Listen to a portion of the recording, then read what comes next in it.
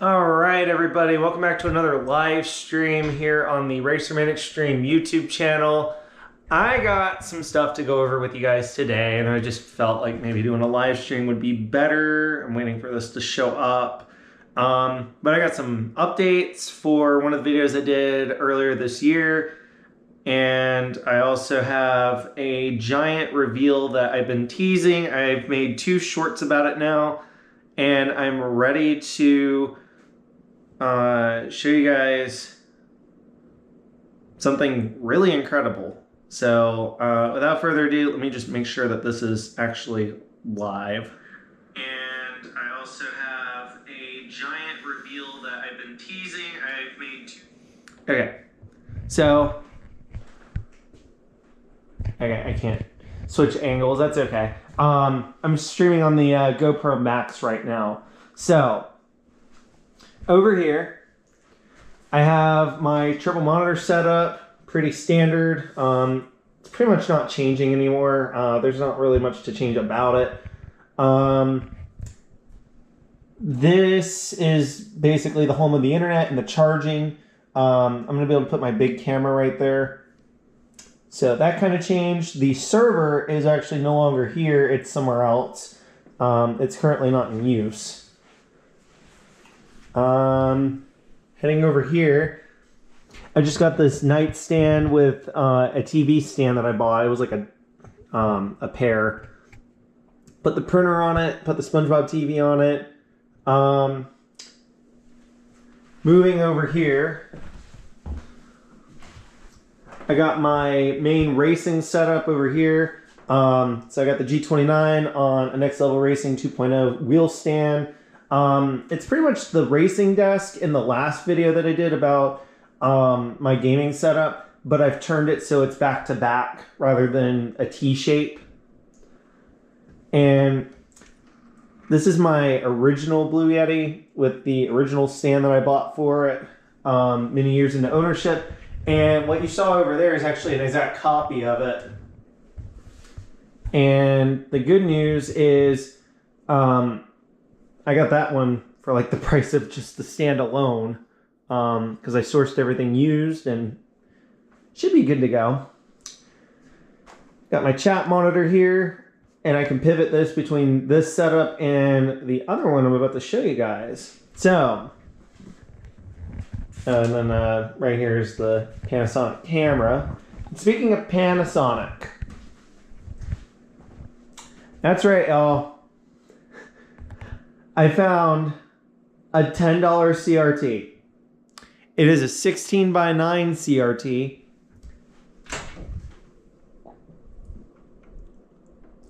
It's an HD TV. And the short that I did this morning is the one where I showed that it does, in fact, have an HDMI port right there.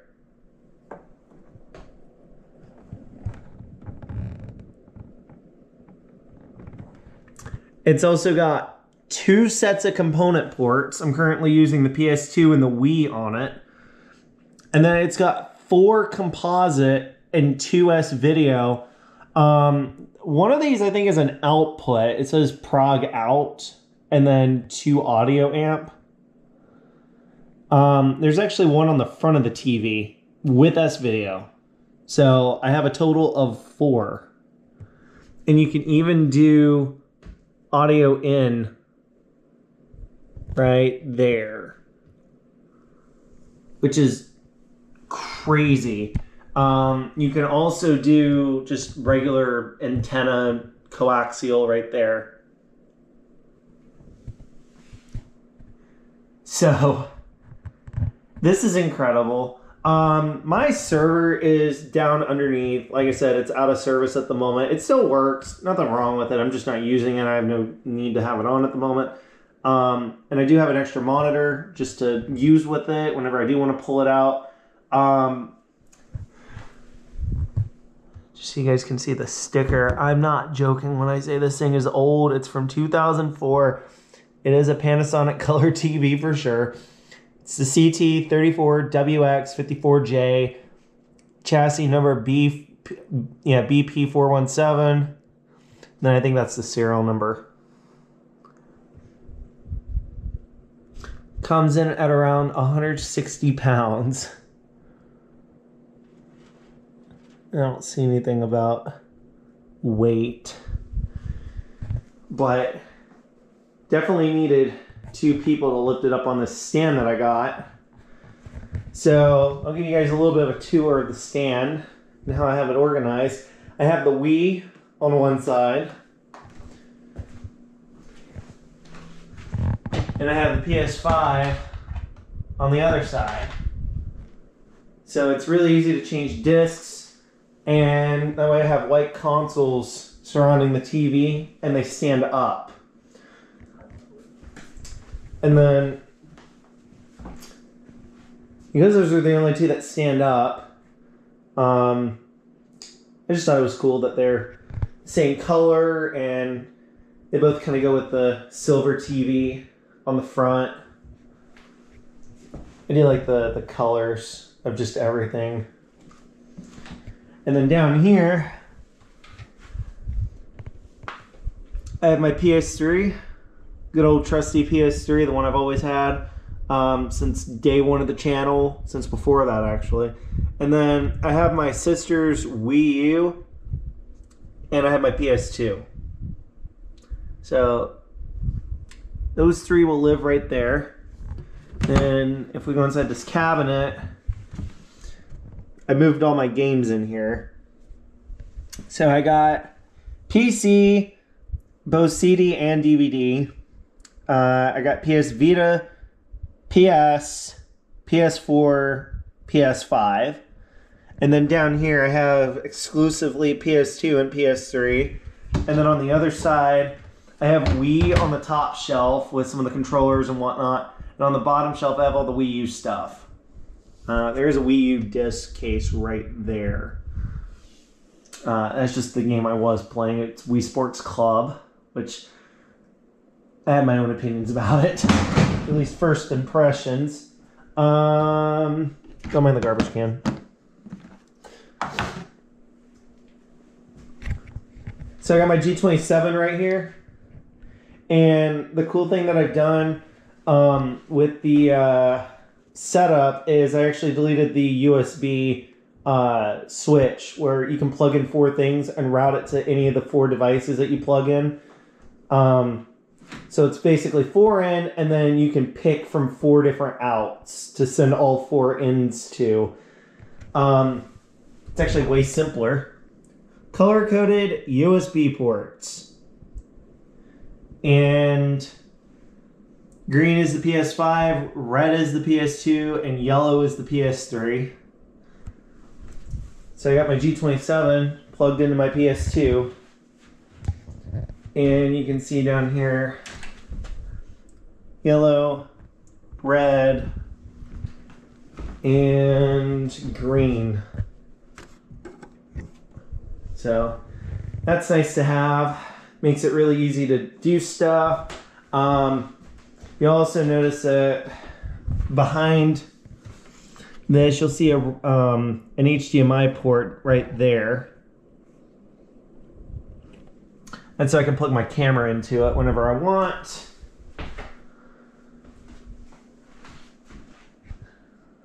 So that's a bit of a tour. A little bit more about the TV. Came with the original remote. I do want to give a flicker warning. I don't know how this camera's going to behave with it. But what I can say is that it's got a pretty decent picture. Get really up close, you can actually see those are not pixels. They look like pixels, but they're not pixels, and they never will be pixels. That's because there's an electron gun scanning the TV, shooting rays of light or electrons. Yeah, it's electrons. And it's hitting behind the TV's glass right here. And there's like a bunch of layers, and eventually you get your picture. So they're not pixels.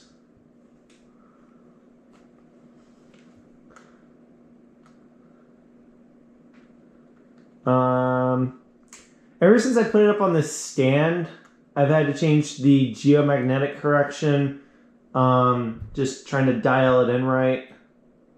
And then I've also had to change the tilt.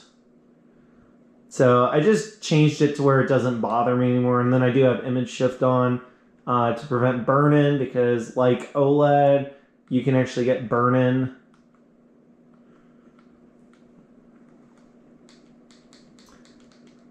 Maybe not like, but similar to OLED.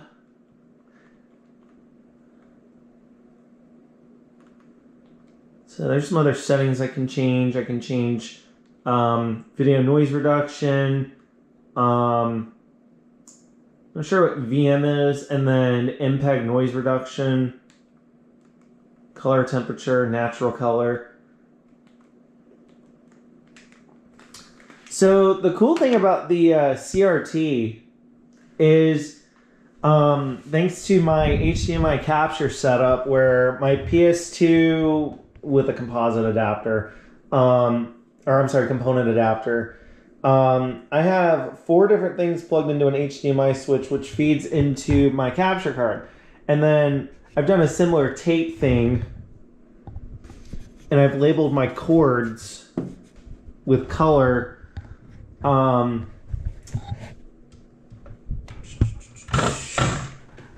can see the green right there.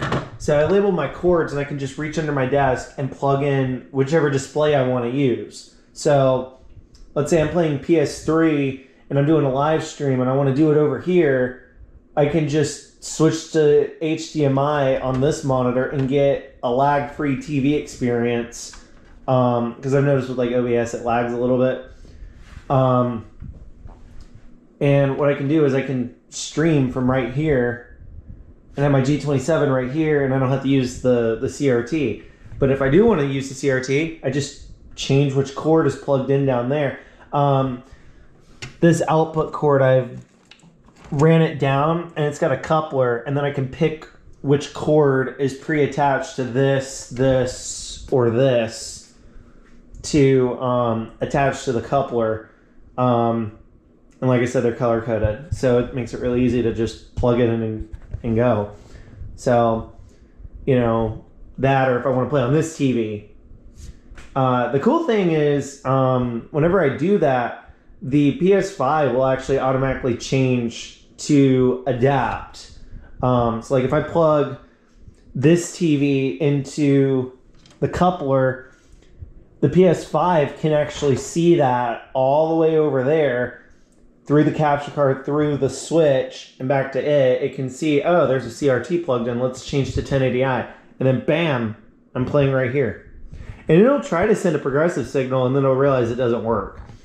I think that's pretty neat, because that makes like switching between this and this pretty painless. Now you guys want to see games. I don't know if I have this still attached. I hope so. There it is. Yeah, there it is. It's trying to figure out the signal, and there you go.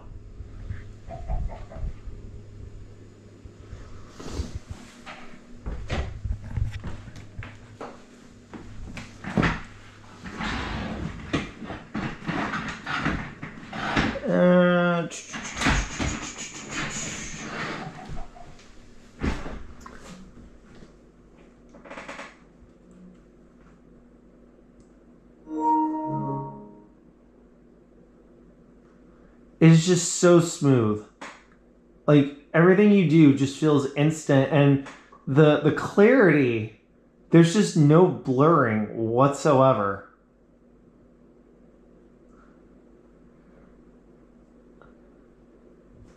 It is absolutely incredible.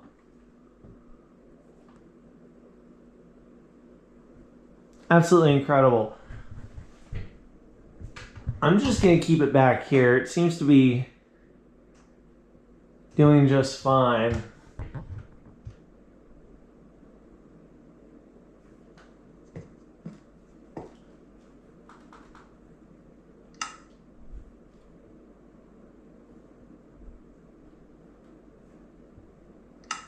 There is some flicker, but it's not bad. And the TV, you can just go over to settings, go down to screen and video, and you just adjust it a little bit. And then, where did I put the remote? Right there. I do need to just fix the tilt a little bit because I can see it veering off on the top. And when it was on the floor in the other room, it was perfect. I didn't have to change anything.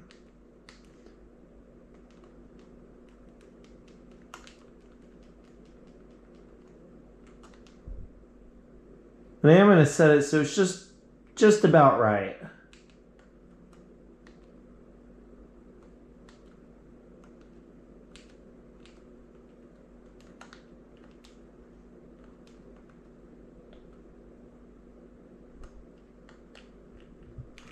And then, let me see if I can try to undo a little bit of the tilt. Nah, it's not really working. The cool thing is you can actually access the tilt and adjust it to where you don't notice it so much. I'm sure there's like a service menu. A lot of enthusiasts love to go into that service menu and figure out ways to change it so it scans absolutely perfect. But I mean, I'm the kind of person that is willing to jump on the CRT and then turn around and jump on the OLED over there, or whatever it is. I don't know, it's the Toshiba C350. You tell me if it's OLED, I'm not sure. It's probably LED or LCD for sure. I know. Okay, well, I know it's LCD. I don't know if it's LED or just generic, but it's got HDR support, so that leads me to believe OLED. But I don't keep up with my TVs like I might have when I was younger.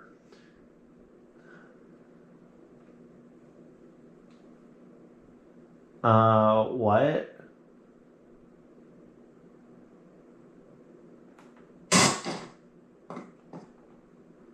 What? Is there like a hotkey or something that I pressed? I don't know. It like jumped me to like security cam mode. But I mean, there's like this lo-fi effect that you get just for using it. But yeah, I'm not even trying to do a lo-fi effect. It's awesome. There's just something about it, you know? It's like the text on screen, it's not sharp at all. Or, you know, the textures, they look smooth, you know, and no jagged edges. And I don't know, I would love to see like the Nintendo Switch with its horrible anti-aliasing running on this to like finally redeem the shortcomings that is the Nintendo Switch. Because that thing is so underpowered, and the Switch 2 is, well, the Switch 2, it's a debate right now whether it's worth it. I think Nintendo needs to just make a third Wii.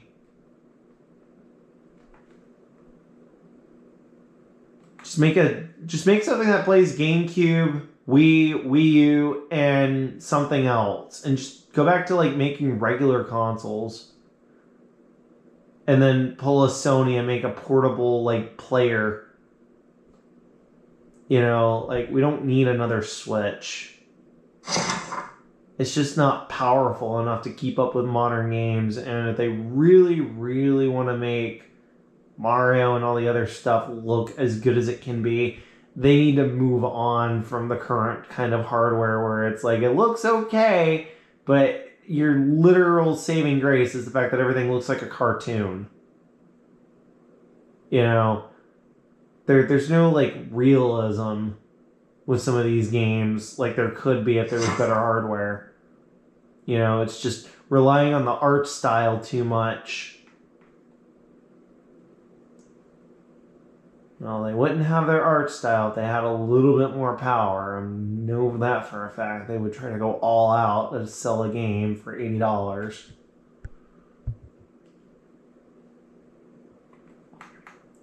So, Minecraft's looking pretty good. It is lagging a little bit, but I think that's just the realm. So, anyway, this video wasn't meant to be like a video where I'm just sitting here and holding the GoPro for half an hour, walking, flying around Minecraft or whatever. I mainly just wanted to make this a video where it's in one take and it goes over everything that I've been teasing for the last little bit. So with that being said, I hope you guys enjoyed the video. Be sure to give it a thumbs up. Leave a comment down below with what you think of the TV. I think it's pretty cool. It's a 34-inch Panasonic CT 34WX54J.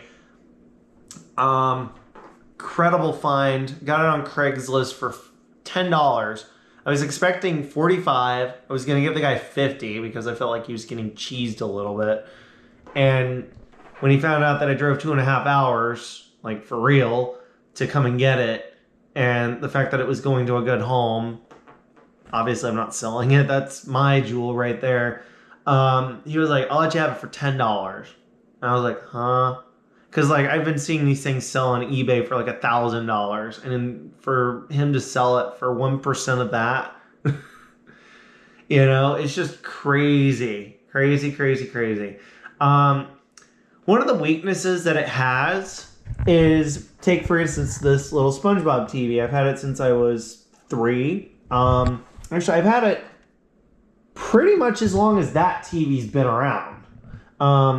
So I got this for Christmas in 2004.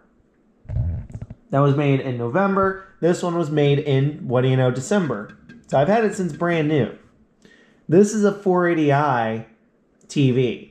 No scaling, no delay when showing a picture from a 480i console. This does 480p natively. And the reason why it does it natively is because it doesn't have to scale the image to fit on the screen. It's just natively capable of drawing it. I bet it could do 540. If you fed it a 540 signal, I bet it could do it because it's exactly half the resolution of 1080. But nobody does 540. Everybody does 480. So I'm willing to bet that because 1080i interlaced, you're drawing 1080 lines. I'm willing to bet that you could draw a 540p picture on the first pass. You know?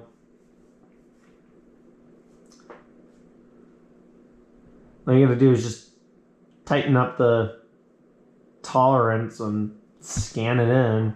But anyway, the 480i on here is not native. It has to try to scale it to 1080. And some people notice a lag when they're playing like really competitive games. So this TV is definitely meant for the PS2 running 480p, or the GameCube running 480p, or even the original Xbox running 480p if it even did that. It's made for that console generation minimum, and everything after that. The PS3, the Xbox 360, the Wii, the Wii U, the PS4, if you can hook it up over HDMI. And that's the other cool thing. It has an HDMI port, as you guys saw. So it is capable of doing all of the modern consoles so long as 1080i is still supported, which isn't really hard to do if you can run the game at 30 FPS. I don't see why you couldn't output a 1080i signal, which most games can run 1080p 30 these days.